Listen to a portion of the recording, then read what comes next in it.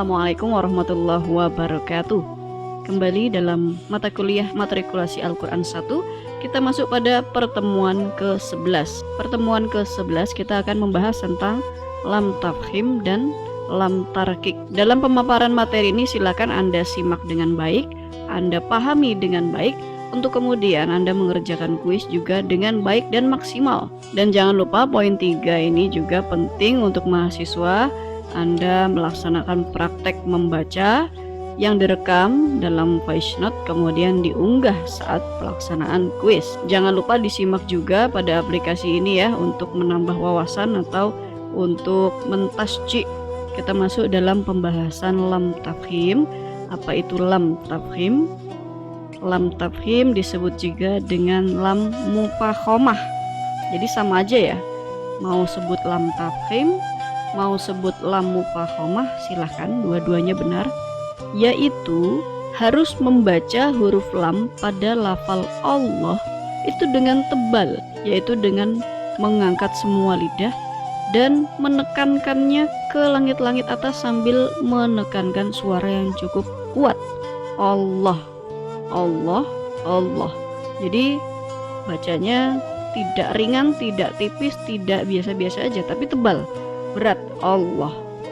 Anda harus coba, harus praktek, dan harus sampai menemukan lafaz tersebut. Kalau yang belum bisa melafadzkan kalimat Allah seperti itu, maka silakan praktek sampai bisa dulu. Kita lanjut pada contoh 1, lihat angka 33, perhatikan ya. Nah, di sini. Nah, ini adalah bacaan lam tafkhim. Ini ada lafaz Allah, sebelumnya berharokat dhammah. Nah, maka ini harus dibaca tebal atau tafkhim. Kita simak bersama bagaimana cara membacanya. Idza jaa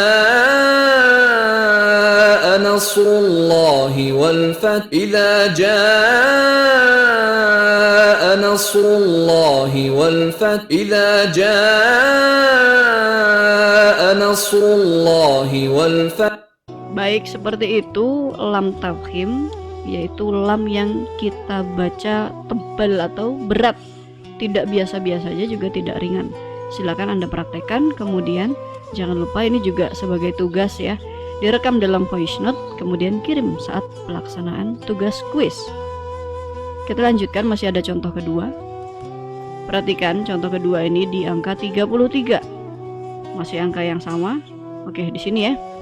Nah, ini ada lafaz Allah, sebelumnya ini ada huruf berharokat fathah, maka dibaca tafkhim juga atau tebal juga.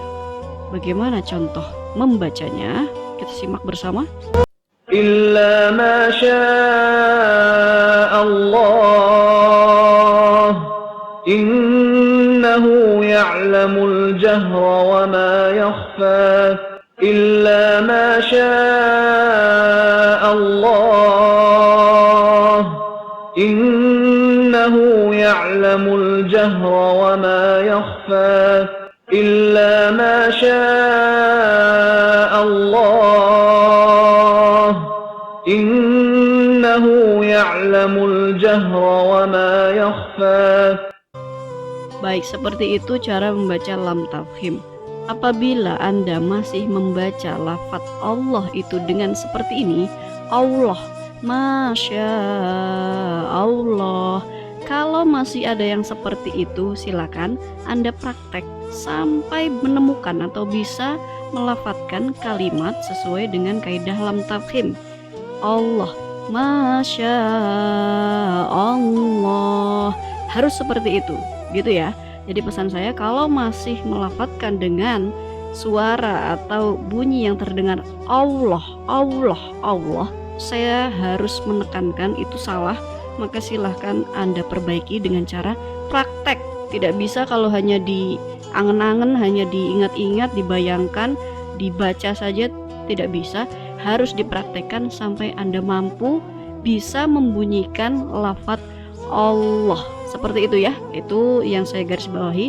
Nanti dalam mengunggah voice note akan saya cermati. Kalau masih ada yang belum pas, ini yang akan mempengaruhi kriteria penilaian tugas Anda. Baik, silakan Anda praktek dengan maksimal sesuai dengan kaidah lam tafkhim. Kita lanjutkan. Di sini ada kaidah lam tarkik atau disebut juga dengan lam muraqqaqah. Jadi mau sebut lam tarkik itu benar, mau kalian sebut lam muraqqaqah juga benar. Kaidahnya bagaimana? Adalah harus membaca huruf lam pada lafaz Allah ini dengan tipis, yaitu dengan cara mengangkat lidah ke atas dengan suara rendah. Bagaimana ini harus kita lafadzkan? Kita lihat dulu ya dalam contoh kalimat. Lihat contoh pertama di angka ke-34. Lihat di sini. Ini ada lafaz Allah, sebelumnya ada huruf berharokat kasroh.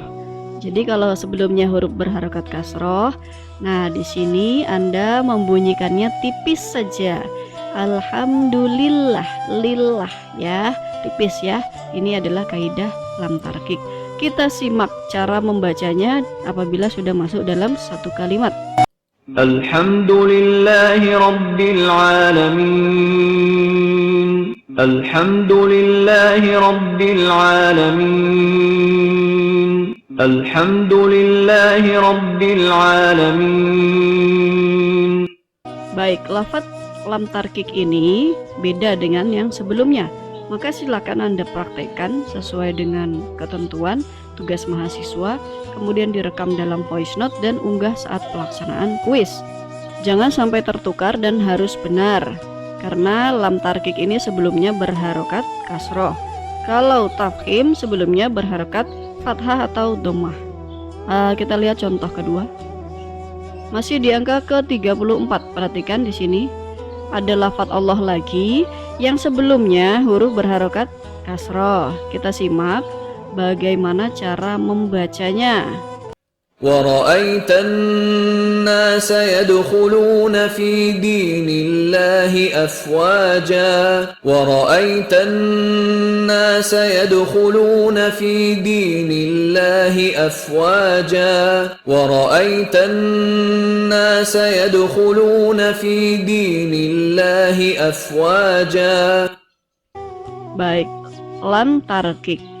Ada lafaz Allah sebelumnya huruf berharokat kasroh, dibaca tipis saja, biasa-biasa saja, enteng saja.